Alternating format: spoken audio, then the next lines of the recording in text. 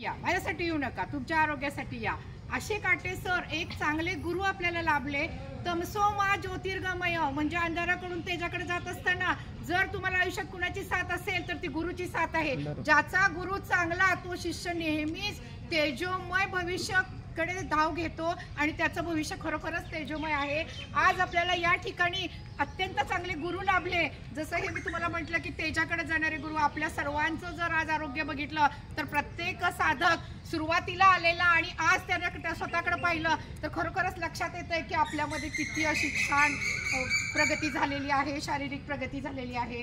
या गुरुपौर्णिमेनिमित्त गुरुबद्दल बोलत असताना प्रथमतः आपला गुरु कोण असेल तर प्रथमतः आपला गुरु आई आहे। आणि आई गार्डन मध्ये, विशेषतः आई गार्डन मध्ये बोलत असताना मला खूप आनंद होतोय की पहिला गुरु आई आहे। आईच सर्व बनवते। एक छत्रपती बनवायची ताकद ही केवळ आईमध्ये आहे। एक छत्रपती बनवायची ताकद ही आईमध्ये आहे। आज समाजाकडे बघत असताना समाजामधला जर पहिला गुरु कोण असेल तर आपली आई आहे। त्यानंतर जर कोण गुरु असेल आपला तर निसर्ग आहे। निसर्गाकडून आपल्याला खूप शिकता येते। सूर्य उगवतो, मावळतो, कधी येतो काही अपेक्षा करत नाही, फक्त देत राहतो, तो आपला गुरु असतो। चंद्र आपली शीतल छाया देतो, सूर्य आपलं तेज देतो, चांदणे आपली चमक देतात आणि झाडं असतील तर बघा सुंदर ऑक्सिजन देतात। या ठिकाणी आई गार्डन मध्ये येत असताना नेहमीच मी असं उल्लेख करते की आई गार्डन येत असताना अगदी आईच्या खुशीत आल्यासारखं वाटतं। आणि इथली जी झाडं आहेत, इथला जो निसर्ग आहे, जो आपला गुरु आहे तो आपल्याला चांगला ऑक्सिजन देतोय, उत्तम प्रकारचं चांगलं असं वातावरण देतोय आणि त्यामुळे आपलं मन प्रफुल्लित होतंय, आपला मेंदू असा शार्प होतोय आणि आपण खूप आनंदी होतोय बघ। आणि मग हे आनंद व्यक्त करत असताना या सगळ्याचं मूळ काय, तर या सगळ्याचं मूळ आहे की आपला गुरु आहे। मगाशी सरांनी उल्लेख केला की वेगवेगळ्या ठिकाणाहून आपल्याला वेगवेगळी माहिती मिळते, म्हणजे त्यांनी सांगितलं सुद्धा बघा, इथं विशेष उल्लेख केला, आपला मित्र सुद्धा आपला गुरु आहे, आपले नातेवाईक, आपला भाऊ आहे, आपली बहीण आहे, आपली मैत्रीण, हे सुद्धा आपले गुरु आहेत। त्यांच्याकडूनही आपल्याला काही ना काही थोडं शिकता येते आणि त्यांच्याकडचे चांगले गुण आपण घेऊन अजून आपल्या व्यक्तिमत्वामध्ये अधिक जास्त प्रगती करू शकतोय।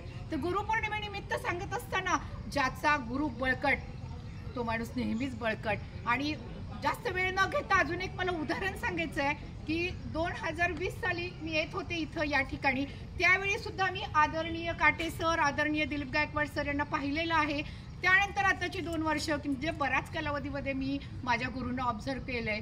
मी जेव्हा हे ऑब्झर्व केलं किंवा माझ्या मनातले माझे गुरु काय असतील तर मला असं निदर्शनाला आलेलं आहे की आमच्या आदरणीय काटे सर तुम्हाला नेहमी शिस्त लावणार, दररोज नियमित येणार आणि सर्वांना आग्रह करणार की तुम्ही नियमित यायचंय, तुम्ही व्यायाम करायचंय। हा त्यांचा एक स्वभावातला अत्यंत चांगला, व्यक्तिमत्वातला चांगला गुण आहे, पैलू असं म्हणायला काही हरकत नाही। त्यानंतर ते नियमित व्यायाम घेणार, मनापासून तळमळीनं, अत्यंत तळमळीनं ते व्यायाम घेणार, प्रत्येकाला आग्रह करणार की तुम्ही रोज यायचंय आणि तुमचं आरोग्य उत्तम असलं पाहिजे, अशी कळकळ त्यांच्या मनात आहे। त्यानंतर सर जसं तुम्हाला शिस्त लावतील, गुरु काटे सर यांच्याबद्दल मी एक छोटासा किस्सा सांगणार आहे, अत्यंत छोटा, तुमचा वेळ घेत नाही। आम्ही मागच्या वेळेला नाणी घाटाच्या ट्रिपला गेलो होतो आणि आमच्या ग्रुपमध्ये असे की आम्ही एक 7-8 लोक एका साईटला आलो, त्याच्यामध्ये आमच्या लवणे मॅडम सुद्धा होत्या, खूप लोक होते, 8 लोक होते त्यामध्ये। तर आम्हाला असं संध्याकाळची वेळ आहे, धुकं होतं आणि वारा होता, आम्हाला काही सुचत नव्हतं की आपण एकटेच एका साईटला आलो, पण आमच्या बरोबर त्यावेळेला काटे सर होते। त्यावेळेला काटे सरांनी आम्हाला असा आधार दिला की आम्हाला भीती वाटत होती, अरे आता आम्ही काय करायचं, कारण आमच्याकडे मोबाईल नाही, पैसे नाहीत, काहीच नाही आमच्याकडं, आम्ही असं अननोनली त्या रस्त्यावरनं चालत होतो। पण सरांनी आम्हाला सगळ्यांना मनोधैर्य दिलं आणि सर म्हणाले की तुम्ही जवळ राहा, एकत्र राहा। हे बघा, सगळ्यांनी एकत्र राहण्यात फार मोठी ताकद आहे की त्या ठिकाणी मला लक्षात आलं की सर काय सांगतायत। सर म्हटले की तुम्ही आता जेवढे आहे तेवढे विभक्त होऊ नका, ते एका साईडला झाले तर जाऊ दे, पण आपण मात्र सगळ्यांनी एकत्रितपणे जायचं। सरांनी असा आधार दिला आम्हाला की त्या ठिकाणी मला विशेष सांगावंसं वाटते की मला सर फादर फिगर वाटली, म्हणजे जसं कुटुंबातले आपले वडील आपली काळजी घेत आहेत, नाही सगळे एकत्र राहा, काळजी घ्या, मी आहे, मी तुम्हाला व्यवस्थित पोचवी, कुणी काही मनात विचारू नका, असं त्यांचं वाक्य होतं। त्यानंतर आम्ही थोडंसं पुढे आलो, वातावरण अत्यंत असं परत असं धुकं झालं, थोडीशी संध्याकाळची वेळ, पण त्यावेळी पण सरांचं मनधैर्य खचलं नाही। त्या ठिकाणी आम्हाला टेम्पो दिसतो। तर गुरुपौर्णिमा ह्या व्यास मुनींच्या नावाने साजरी केली जाते, तिला व्यास पौर्णिमा सुद्धा म्हणतात गुरुपौर्णिमेला। आणि व्यास मुनींनी आपल्याला जो वेदांचा वारसा दिलेला आहे, महाभारतासारखा जो ग्रंथ निर्माण केलेला आहे, म्हणून त्यांचा जन्मदिवस म्हणून गुरुपौर्णिमा आपण साजरी करतो, सगळ्या गुरूंना आपण आभार प्रदर्शित करण्यासाठी. अजून एक गोष्ट ज्योत्स्नाने मला सांगितलं, तेव्हापासून मी ग्रुप जॉईन केला तेव्हापासून मला खरंच खूप आनंद होतो आणि इथे येण्याचा रोज सकाळी मन वाट बघत असतं. 2-3 दिवस जर नाही आला ना तर असं वाटतं आपण चुकलो, आपण आईच्या कुशीत आज आलो नाही, आपल्या गुरूंना आता बघितलं नाही आणि आज आपण हसलो नाही. इथं आलं नाही तर मन हसतच नाही. इथं आल्यावर जे हसण्याचा वारसा आपण घरी घेऊन जातो ना तो दिवसभरासाठी पूर्ण कोठा पूर्ण होऊन जातो. मग दिवसभरात माझ्याशी कोणी बोललं नाही किंवा माझ्याबरोबर कोणी हसलं नाही ना तरी चालेल.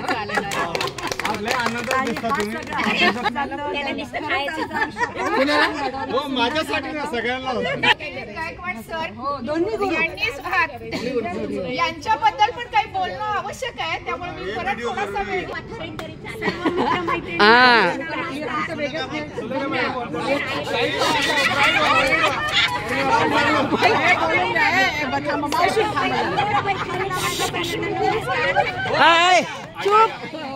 आज गुरुपौर्णिमा आहे. सर्वप्रथम आई वडिलांना गुरु मानते मी, कारण का त्यांच्यामुळे आज मी आहे, त्यामुळं ते फार महत्वाचं आहे. नंतर आपण निसर्ग धरतीला मानतो, कारण का धरती सुद्धा फार महत्वाची आहे. आज आपण तिच्यामुळे सगळं काही आहे. त्यानंतर आपण गुरूंना मानतो. गुरु हे सगळ्यात मोठं स्थान आहे. आई वडिलांच्या नंतर जर कोणी असेल तर ते गुरु असतात. आपण सगळ्यात आपल्या भावना ज्या आहेत त्या गुरूंसाठीच बोलतो. आणि सगळ्यात महत्त्वाचं मला जे सांगायचंय, मी इथे आले, आपण शाळेपासून गुरु प्रत्येक वेळेस वेगळा मानतो, पण ह्या वयात आज 60व्या वर्षी आज मी गायकवाड सर, काटे सर यांना गुरु मानले. का मानलं तर त्यांच्यामुळे आज मी बऱ्यापैकी छान गार्डन मध्ये उभी राहिलेली आहे. आणि पुढच्या आठवड्यात हो असं नका करू, येडचेष्टाचा भाग नाही काय वेडसट करतो. महत्वाची गोष्ट म्हणजे आपण फक्त गुरूंनाच म्हणजे गुरु मानतो किंवा आई वडिलांना, पण मित्रमैत्रिणी आणि सगळ्यात महत्वाची आपली लहान मुलं जे असतात, छोटी बाळं वगैरे, ते सुद्धा आपले गुरु असतात आणि आपण त्यांच्यापासून आपण शिकतो. म्हणून सर्वांना गुरुपौर्णिमेच्या हार्दिक शुभेच्छा. एवढं बोलून मी 2 शब्द बोलतो. मी 2012ला राहायला आलो. त्यानंतर मी तिकडे चाळीत राहत होतो, पण इकडे गार्डनचा काही एवढा संबंध नव्हता. ज्यावेळेस 2012ला इथं राहायला आल्यानंतर मी बघितलं की गायकवाड सर, काटे सर व्यायाम घेतात आणि मी त्यामध्ये इन्व्हॉल्व्ह होत नव्हतो. आपलं एकटंच फिरायचं, राऊंड मारायचं आणि जायचं.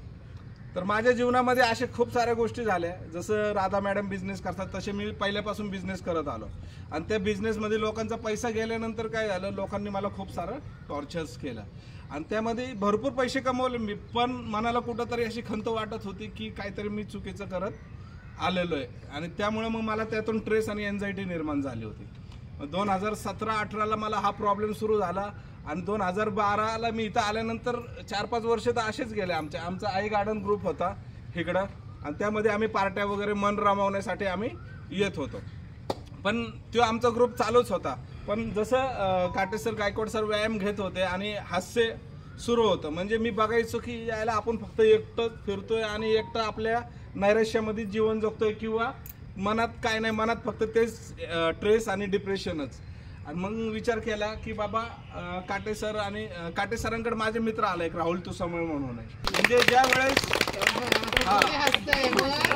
ज्यावेळेस म्हणजे डिप्रेशनमध्ये होतो, घरची परिस्थिती बिकट होती आणि पैसे कमवण्याची लालसा तयार होती, पण त्याच्यामध्ये फक्त एवढाच विषय होऊन गेला होता की फक्त जीवन पैसे कमवण्यासाठी झालं होतं, फक्त दुसऱ्या गोष्टीकडे कुठं बघतच नव्हतं. पण ज्या वेळेस इथं आलो तर माझ्या जीवनामध्ये एक नवीन निर्मिती सुरू झाली आणि आनंद घ्यायला सुरू झालं. म्हणजे तिथून म्हणजे माझी गाडी सुरळीत व्हायला लागली आणि जी माझी गाडी फिसकटली होती ती परत रुळावर येऊन आता मी कुठलीही गोळी घेत नाही. म्हणजे चांगलं त्यांचा अनुभव